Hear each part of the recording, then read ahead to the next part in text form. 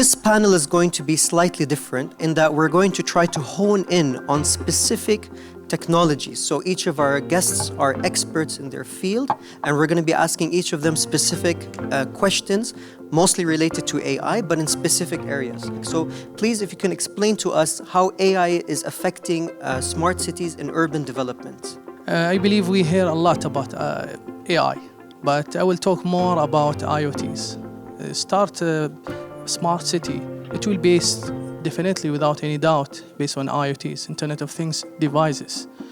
Also I consider part of it is the physical security cameras, part of the IoTs, where it can analyze and send the data to centralized, let's say, platforms, or even kind of, we call it city brain. So Neom, it's one of the well-known cities. And in Saudi, yes. Yes, in Saudi Kingdom, Saudi Arabia. There we implemented several IoT sensors. And based on these IoTs, it deliver data to centralized platform, they call it brain, video or city brain. And from there, they built digital twin. And even this digital twin, similar to the virtual reality. But to take, let's say, some lessons or some kind of exercises from it, it's the data standardizations and the open protocols they forced or they enforced somehow. The companies participated in it. It's very important to have standard or to have kind of legalization. It will enhance the quality of data, enhance also let's say, the lifestyle, okay, and or we call it life quality for the, let's say, people who are living in the city. I'll take a completely different perspective. I think a couple of speakers in the previous panels have already covered the why and what's happening. We live in a world where, at least my networking business lives in a world where there has been a large monopolistic organization for the last 20 years for all the right reasons, wrong reasons. And we have taught our customers, or the customers have taught us, to hire people to run platforms or infrastructure. And we are seeing that conversation change. The last 4 years, they were hiring people from, hey, how many certifications you have? Did you learn this in the colleges? To, hey, can you code a little bit? Do you know a little bit of Python? In our business, right? And that conversation has changed yet again to, listen, it's okay to know all of this, but do you know how to solve a problem? And I think there was a lot of focus on problem solving in the previous two panels. So we're back to problem solving. Right, and they're asking us, hey, listen, can we build platforms that can not just run the networks, but remember, there is no conversation about optimization, proactivity, etc. So that's, I think, where the AI aspect is taken care of. But get subject matter experts where we can deliver value, which I think was the first thing that we discussed. So everything I think that we have been talking about is making an impact on what we are investing in. So as an organization, we do want to build products, of course, right? But it's not from the perspective of products, but it's about how many problems we can solve and how much programmability, automation we can bring. The data should be clean.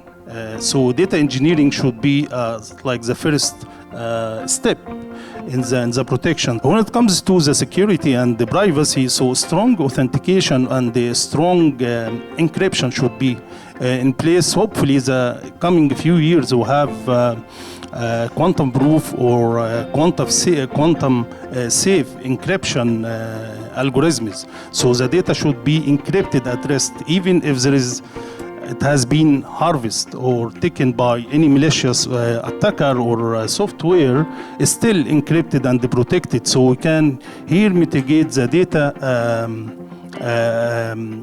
leakage. And at least to sure we are in, it's like one step ahead of the attacker, and there is no, zero-day vulnerability has been exploited or discovered by the attackers. In my job, all I do is just talk to customers about AI and Gen AI, and this is the thing that is the million-dollar question. Where do I start? And what use cases are applicable to my business? Yes, exactly. And typically, although you know Dell Technologies as probably an infrastructure company, we are no longer an infrastructure company. Since last year, we took a decision to become an AI company. We are transforming. Even if you hear the management now, they're saying something very interesting but scary at the same time, which is, and I think this is applicable to any large organization who wants to survive. We're going to change to a company that will render the current Dell irrelevant. AI is here to stay. It's going to be embedded in everything in our life. So as an organization, if you don't embrace it, you will be left behind.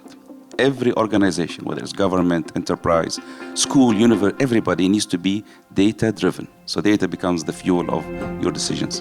If you have AI, you will be on the world map. If you don't have AI, you will just be a receiver of what others are developing in AI. So there is now a big war, I would say, economic war going on, and political. Who has accelerators? Who has access to accelerators? And what you can do with accelerators. And that's why countries, organizations are starting to realize, well, I need to have my own AI. I like the saying from Jensen, the CEO of NVIDIA. He says something very deep. He says, humans with AI will replace humans without AI. Today, now we're living in an era where it's gonna be here and it's gonna stay. And going back to the adoption, even us ourselves, when we started in Dell, we identified 800 use cases to start with. Because everybody was dreaming about, well, we want to do AI for this, AI for that. How many did we end up with implementing actually now in production? I'm talking generative, 5. Because the rest was just not need for AI, simply.